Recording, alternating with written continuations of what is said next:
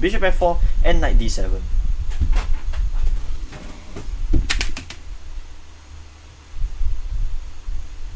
That's a free knight! Yo, what is up guys and gals? Welcome back to another chess video. This is me, JK Jax, back into the game. Today, I'm going to be showing some Elite Chess Arena games part 2. If you haven't watched part 1, what are you doing? Just go watch part 1 first, alright? You need to know the context before you get to enjoy part 2. For those who have watched part 1 of the Elite Chess Arena, welcome to part 2 of the video series. I'm going to be covering rounds 5 to 7. So, for round 5, we have Xuan versus Cheryl. And in this game, Xuan was white, Cheryl was black. Played with the black pieces. Alright. D4, and we have a Nimzo Indian. Now, I do not have the best knowledge on the Nimzo Indian, but for all I know, what black usually wants to do is at some point trade this bishop for the knight. You're in no rush to do so. You're gonna plant your knight on e4, put your bishop on b7 and f5. That's how I would play the Nimzo Indian. I think this is what you call the Nimzo Dutch, where you fuse a little bit of the aggressiveness of the Dutch and the positional aspect of the Nimzo Indian together. And so you have this very nice aggressive structure lah. Instead, we have bishop g5 from Xuan. It's a very nice move. It's one of the ways to play against the Nimzo Indian. And h6. Bishop h4, g5, and knight e4. Now Cheryl gets a very nice, well-placed knight on e4, and at some point, Cheryl wants to play f5 as well as bishop b7. Queen c2, bishop b7. Nice. Now here, Xuan makes a mistake. d5. This straight up loses a pawn. Black can play the supernatural move, bishop takes c3, and just take this pawn on d5. And after a series of trades, you can see that not only black has the more active pieces, black is upper pawn, and white always has this isolated c pawn to deal with for the rest of the game. This is a long-term weakness. Alright, this can really hurt white a lot. This pawn is super weak, and you can only use pieces to defend this pawn. And at some point, you can play f4, f5 to trap the dark square bishop. You can also play moves like queen f6, targeting this very weak pawn on c3. The ideas come much more naturally when you have a better position. But instead, we have e takes d5, which is still fine, c takes d5, and knight takes g3. Now, a lot of people make this mistake because they think that, hey, I want to simplify as much as possible, I want to get to an endgame as fast as possible. But to me, why are you trading a strong knight that's well placed in the center for a bishop that essentially does nothing? This bishop is staring at a brick wall, and you can always play like d6 to completely shut the bishop down. It's really bad. This bishop is actually harming white's position. And I didn't understand the rationale behind the trade, alright? And now you can see the Stockfish also disagrees with the move knight takes g3. The eval has dropped to an advantage for white. And after h takes g3, bishop takes d5, black is indeed upper pawn. However, black lost his most important asset, which is the knight on e4. And now, white can play moves like e4 in the future and completely shut this bishop down. This bishop is going to be useless for the rest of the game. Long castles by Xuan. This is a very nice move. Castling and putting the rook on the open file. Bishop takes f3. So now you're trading your only other asset of the position away by trading it for a very not so useful knight. And after e takes f3, you can see that all of black's pieces except the bishop is still on the 8th rank. It's undeveloped. So don't snap trade. Alright, one of my YouTube shorts is don't snap trade. It also applies to the opening. You need to consider what pieces are your biggest asset or what pieces are the best in your position, and should you trade it for your opponent's other piece. always know each role of your pieces, okay, before you trade. Knight c6, and now bishop b5. The rook that was castled from Xuanzong now plays a part in the attack.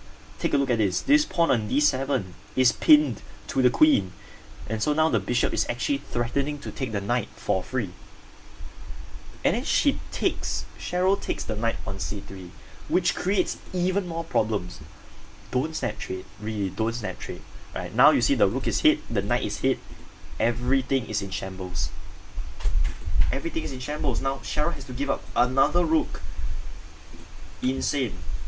And this position is just dead loss. Alright, it doesn't matter if it's a blunder, because this position is completely winning for white. So, moral of the story, don't snap trade, always make calculated risks. Next up we have Chokju versus the punching bag. So Chokju was white in this game, and we have a Nimzo Indian, once again just like the game with Cheryl and Xuanzong, but instead we have the move pawn to d5 from the punching bag. I feel this is a slight error, because what black should have done is probably play h6, and you get the same structure as in the Xuanzong Cheryl game, except it's even better for black this time. We have d5, which is a slight error for black because you're blocking the light square bishop. e3, knight bd7, c takes d5, bishop takes d5, and a few moves later you can see that once again, I do not know why everyone keeps doing this. It just trades away the strong bishop for a very bad knight. And now knight a5. What knight h5? What is this move? What is black trying to do? Why are you trading this very bad dark square bishop? Now we have bishop e4, counter attacking the rook. Knight takes, rook here. And now look at this, bishop c6, a very nice move by Chokju. He completely paralyzes black's position, and black has nothing. What, f5 is way too slow. d5. Chokju is now knocking on black's door. What is black going to do? Queen f6. But slowly but surely, white picks up the bishop in the corner. And look at this. Don't even take the bishop. D takes c6. That is such a gangster move, right? Rook takes c6, queen takes b4, and in this position, yeah, black is just down a full piece. And we had a queen trade, and props to the punching bag, he actually played all the way to the end. He even allowed his opponent to mate him like this. Very respectable from the punching bag. I still hate him though. Good game from Chokju. A very nice game from Chokju. Alright, next up. So round 6, we have Toddson versus Xuanzong. Toddson was playing with the white pieces and Xuanzong black. And once again, for the millionth time, d4. Now Xuanzong plays g6, which is the modern defense.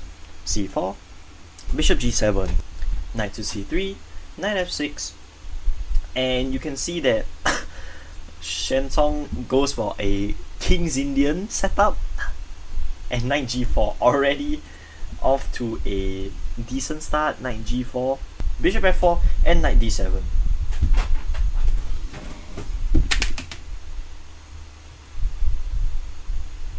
That's a free knight!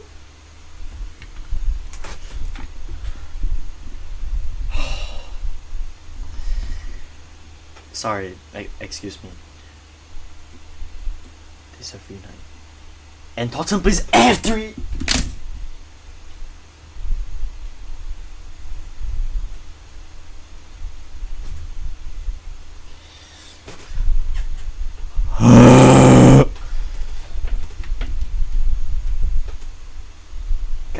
Guys, can we stop trolling?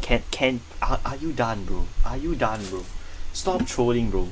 The knight was just straight out hanging. Like, if you are 500 elo and you don't see the knight hanging, that's fine.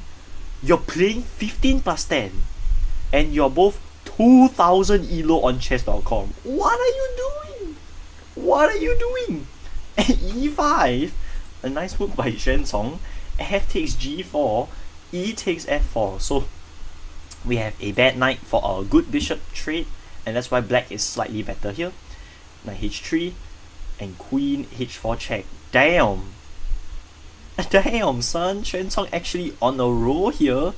Bishop E2, castles, and rook E8. Very, very nice game so far, considering what just freaking happened.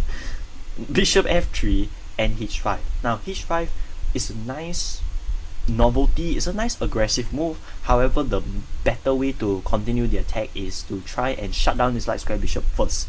So something like C6. Then, at some point, you could probably try to plant your bishop on E6 to attack this pawn, and put your rook on D8, and slowly but surely start an attack with possibly king H8, knight G8, F5, and then you transfer your knight to H6 instead, where it will help support the move pawn to F5. Because once pawn to F5 happens, your rook on E8 becomes super active, right? But instead we have H5, which is completely fine. G takes H5, G takes H5, and we have rook to E1. And this, my friends, is a mistake, because Xuanzong, after rook E1, plays the move knight to G4, the only winning move in the position, and he plays it. Xuanzong sends a liver hook to Toddson's stomach. Let's see what Toddson plays here. Knight takes G4, and my friends, Xuanzong's domination is coming. H takes G4, an insane move. Bishop E2, and in this position, Xuanzong had to find the move pawn to F3.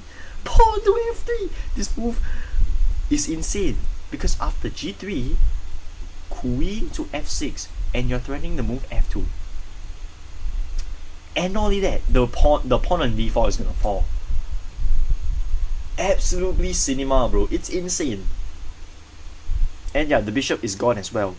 It is straight up gone. Like rook F1, queen takes, bishop takes, check, king goes in, and you take the bishop for free. Instead, we have G3. So Xuanzong pushes the wrong pawn, but he is still winning. H3, and in this position, Xuanzong sacrifices the bishop. Bishop takes H3 in a spectacular blow to White's position. White is on the ropes, clinging for a lifeline. Bishop F3, declining the sacrifice, but Bishop D7, threatening Queen H2. But the best move in the position was somehow Bishop E6. I don't freaking know, maybe it's just to target this pawn. But Bishop D7, Queen D2, and my friends, Xuanzong ends the game in style. F5! Oh my stars, one of the best games I've ever seen from Xuanzong. You cannot take this pawn because we're not gonna trade. I'm gonna checkmate you. Clean. This is a clean game. F5, E5, D takes C5, D takes C5, and Bishop C6. And my friends, Toddson has been slain by Xuanzong. What an unbelievable turn of events. It started rough, but we got all the way here. This is cinema. Bishop D5 check. King H8. Oh, what a gangster move. Not even taking the bishop. Pawn E6. And my friends, here Xuanzong can play rook H2. And the move F3. And damn! Damn! It's minus 10 in this position. But we have E6, we have rook A8, which is still fine, knight E2, and F3. And my friends, after a few moves later, Xuanzong wins a full knight. Toddson plays a very sad move, king F1, and a few moves go by, they traded into a simple endgame, and black is up a full bishop, and Xuanzong beats Toddson. No way. This is like watching Bobby Fischer get defeated, bro. This is insane. What a shock. What an amazing, brilliant game from Xuanzong. Damn. So, Hans versus the punching bag. Now this match wasn't actually supposed to happen because Hans was late due to his university school modules, and I was there witnessing the whole event, and the punching bags wanted to get into the top 10 respect moments of all time and decided to play a match with Hans. And whatever happens in this game, whatever the result is, it will be recorded. So if Hans wins against this punching bag, which he obviously will, then Hans will get the point. So let's check this game out. Hans was white in this game and the punching bag was black. So we have a Dutch defense. We have a very weird Dutch. I think he tried to go for some sort of a stone wall. Bishop e7 and d6. Honestly, d5 is the way better move here. Just play d5 and go for some sort of like kingside attack. Bishop f6, h5, h4, and g5, something like this. But instead we have d6, knight bd2, and a few moves later we have a very aggressive position for black. Black is actually winning in this game. What? And slowly but surely, nice drop from the punching bag, and now rook f6. What is this? This is a terrible move. Like, I know what the punching bag wants to do. He wants to probably plant his knight on rook h6 and try to start for some aggressive attack. But it's way too rushed, my friends. You still need to develop your other pieces. What are you doing? Worst piece principle. Worst piece principle. Knight f4 and rook h6. And slowly but surely, somehow the punching bag actually gets some progress done. Insane. Here, black could have simply played the move e4 and he would have been alive here. This is actually really great because this closes any sort of progress from white, and if white tries to trade, it's actually just going to help black. Black is going to simply play the move knight f6, opening up his bishop, and his queen joins the attack. And you can see this is very, very tough for white to defend here. Even engine says it's -2. We have no material advantage, but positionally, black is pressing. We have bishop f6 instead, e4, rook to g6. It's like wasting moves, see? E takes f5, and in this position, black sacrifices the rook. Somehow it's the best move in the position, but he sacrifices the damn rook. I didn't know the punching bag was like this, bro. Knight f4, and knight takes c5. He's fighting back somehow. Here, you could just taken the knight for free, but instead, black opted to play this move. And d3. Hold up. Black is down a full rook, but the position is a draw. Oh, what? How is this punching bag? How is this punching bag so good at like understanding positional advantages? I didn't expect this from him. I always knew him as like the person who didn't know how to play chess or was just bad at the game, because he had 6 losses in this tournament. 6! Okay? Bishop takes f5, and somehow, with the rook down, black is winning. Look at this. Even though black is a whole rook down, this pawn is immortal as well as this knight, and white can make no progress. How does he have the positional understanding? And take a look at this. Black is winning. Down a full rook. Pawn to b4, knight to e6. And here in this position, he blunders rook e8.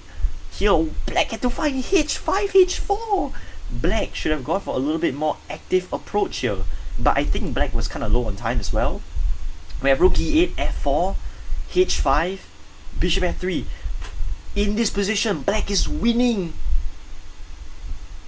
Bishop e4. And here, all black had to do was trade the bishop and play queen f5. Play queen f5 in order to enable knight c7, knight d6, and knight e3. But my friends, the punching bag strikes again, h4. Completely hangs the bishop, and white won this game eventually through timeout. What a terrible game from the punching bag. Actually, you know what? Respect where respect is due. Credit where credit is given. The punching bag did not bad. Okay, I'm not gonna lie. I can't believe he even found e takes d4 in this position, like sacrificing a full rook. I didn't know what's his thought process behind this. Even I myself don't even know what's the thought process behind e takes d4. Let's move on to the last round of Elite Chess Arena. We are in the finale, guys. Finale of the whole thing. We have come to the last game for this video. Punching Bag versus Felix. Now put your bets. Who would win? The Punching Bag, Hydrogen Bomb, or Coughing Baby? Alright, the Coughing Baby is the Punching Bag, of course, and the Hydrogen Bomb is Felix. I would put my bet on the Hydrogen Bomb. Alright, so let's see what happened in this game. The Punching Bag starts with Knight c3. Felix plays c5. So try to bait into the Sicilian. Knight f3, g6, e4, and we have a closed Sicilian that transposed into an open Sicilian. So knights b3, and this is very Yugoslav attack-ish kind of position. White seems to be going for some sort of Yugoslav attack with f3, knight f6, h4, and a few moves later we have knight d4. So far the Punching Bag is surprisingly doing well. He has a very pleasant position, but he still has problems to fix here. Bishop c4, and damn, h5, not even taking the bishop. Rook c8, bishop h6. So the Punching Bag is really insistent on trying to pry open the king. Bishop takes b5, bishop takes g7, king takes g7, and in this position, instead of taking back the bishop, White plays h takes g6. Let me check the evaluation. It's +4. No way, the Punching Bag is beating Felix. What? The Punching Bag was cheating or something. No way. Queen h6. How is he finding these moves? And knight d5. What? What is this? F takes g6. Knight takes. And friends, somehow by pure miracle, the Punching Bag is winning against Felix. Knight g4. Attacking the queen. Knight g5. And my friends, here in this position, there is mate in one for the Punching Bag, and he plays knight e4. Oh, thank goodness. I thought the Punching Bag was gonna beat Felix, bro. That was mad scary. Nah.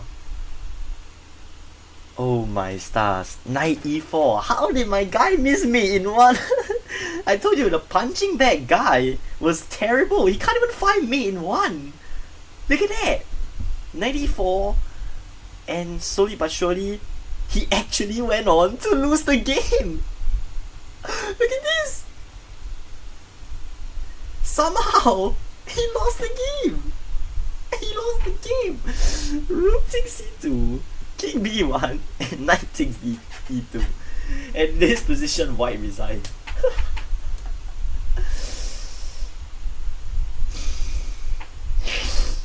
Because friends, there is something I want to come clean about. The Punching Bag this whole time, the one that I've been making fun of, the one that we've been laughing at this whole time, the Punching Bag was actually me. That's right, the Punching Bag was JK Jax himself. Now, I initially didn't want to reveal that I was the guy who had 6 losses in this tournament. As a chess coach, I feel super ashamed. I feel super disappointed in myself.